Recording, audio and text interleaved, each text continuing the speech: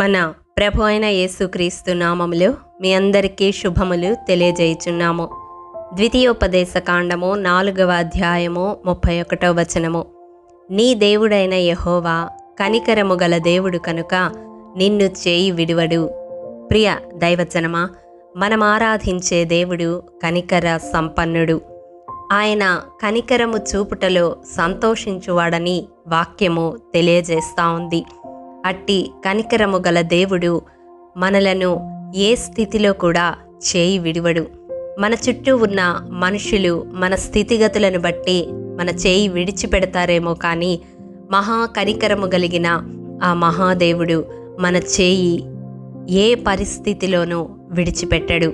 మరి అంతటి కనికరమును మనము సంపాదించుకొనాలంటే మన ఆత్మీయ జీవితము ఏ రీతిగా ఉండాలో ఈ దినం వాక్యపు వెలుగులో ధ్యానించుకుందాము.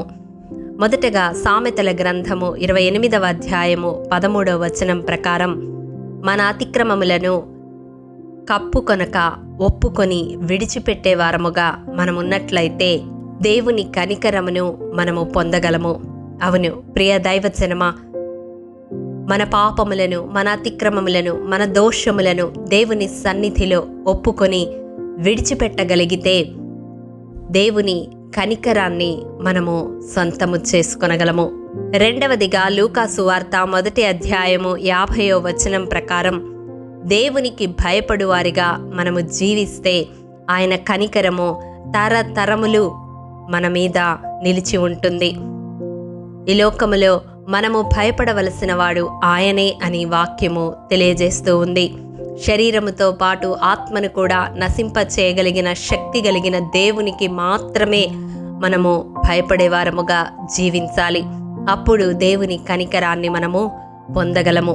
మూడవదిగా మత్తయి సువార్త 5వ అధ్యాయము 7వ వచనం ప్రకారం, కనికరము కలిగి జీవించడం అభ్యాసము చేసుకొనాలి. ఎవరైతే కనికరము కలిగి ఉంటారో వారు దేవుని కనికరాన్ని పొందుతారని ఇక్కడ మనము చూస్తూ ఉన్నాము. ఈ వాక్యము వింటున్న ప్రియ సహోదరుడా, సహోదరి, నీ జీవితంలో దేవుని కనికరము కొరకు ఎదురు చూస్తూ ఉన్నావా? ఆయన కనికరిస్తే మన రోగ దుఃఖ వ్యసనములన్నీ బాపివేస్తాడు. ఆనాడు నాయీను విధవరాలిని కనికరించిన దేవుడు ఆమె జీవితంలో దుఃఖాన్ని సంతోషముగా మార్చాడు. ఆయన కనికరము పొందకముందు ఆమె వేదనాభరితమైన స్థితిలో ఉంది.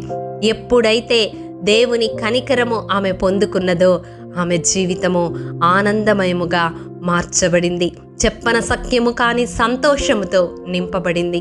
ఈనాడు నా జీవితంలో కూడా అట్టి ఆనందమును అనుభవించాలంటే దేవుని కనికరాన్ని పొందుకొనడానికి ఏవైతే దేవుడు బయలుపరిచాడో అట్టి లక్షణాలను కలిగి జీవించడానికి ఆత్మీయ జీవితములో అనుదినము అభ్యాసము చేసుకుందాము. ఆనాడు ఆయన కనికరపడి జన సమూహములో రోగములను కలిగిన వారిని స్వస్థపరచినట్లుగా చూస్తూ ఉన్నాము. ఆయన కనికరము మన మీద ఉంటే మనము అనుభవిస్తున్న ఆత్మీయ రోగము, మానసిక రోగము, శారీరక రోగము మనల నుండి దూరము చేయగలడు. సంపూర్ణమైన స్వస్థతను మనకు అనుగ్రహించగలడు. ఈ వాక్యము వింటున్న ప్రియ సహోదరుడా, సహోదరి, నీ జీవితంలో ఏ స్వస్థత కొరకు ఎదురు చూస్తూ ఉన్నావు? ఆత్మీయ స్వస్థత కొరక, శారీరక స్వస్థత కొరక, మానసిక స్వస్థత కొరక?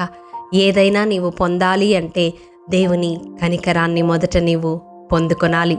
అవును ప్రియ దైవజనమా, ఆయన ఎదుట మన పాపములను, మన అతిక్రమములను ఒప్పుకొని ఆయనకు భయపడి ఇతరుల పట్ల కనికరము కలిగి మనము జీవించినప్పుడు ఆ దేవాది దేవుని కనికరాన్ని మనము మాత్రమే కాదు, మన తరతరములు పొందగలము. అట్టి కృప దేవాది దేవుడు మనందరికీ దయచేయునుగాక. ఆమేన్. కృపా సత్య సంపూర్ణుడైన మా ప్రియ పరలోకపు తండ్రి, మీ పరిశుద్ధ పాదములకు వందనములు దేవా. విత్తబడిన వాక్యమును ప్రతి హృదయములో నూరంతలుగా ఫలింపచేయండి. మా జీవితాలలో నీ కనికరమును పొందుట ఎలాగో మీరు బయలుపరిచిన రీతిగా మా ఆత్మీయ జీవితాన్ని సరిచేసి మా జీవిత కాలమెల్లా తరతరములు నీ కనికరానికి పాత్రులుగా మమ్మల్ని చేయమని యేసు అతి పరిశుద్ధ నామం పేరిట అడిగి పొందుకొని ఉన్నాము తండ్రి. ఆమేన్.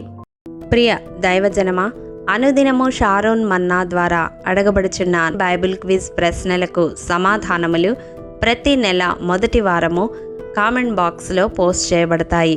కాబట్టి గమనించి మీకు తెలియని ప్రశ్నలకు సమాధానములు తెలుసుకొనగలరని ప్రభు పేరట మనవి చేయుచూ ఉన్నాము. ప్రియ దైవజనమా, ఈ దినం బైబిల్ క్విజ్ ప్రశ్న: దేవుడు తగిన సమయమందు హెచ్చించునట్లు దేని క్రింద దీన మనస్కులై ఉండాలి? ప్రియ దైవజనమా, ఈ దినము జన్మదినము, వివాహ దినము జరుపుకుంటున్న వారికి షారోన్ గ్రూప్ తరపున హృదయపూర్వక శుభాకాంక్షలు తెలియజేయుచూ ఉన్నాము. దేవుడు శ్రేయస్కరమైన ఆశీర్వాదములతో ఈ సంవత్సరాది నుండి సంవత్సరాంతము వరకు మిమ్ములను నింపాలని ప్రార్థిస్తూ ఉన్నాము. ఆమేన్.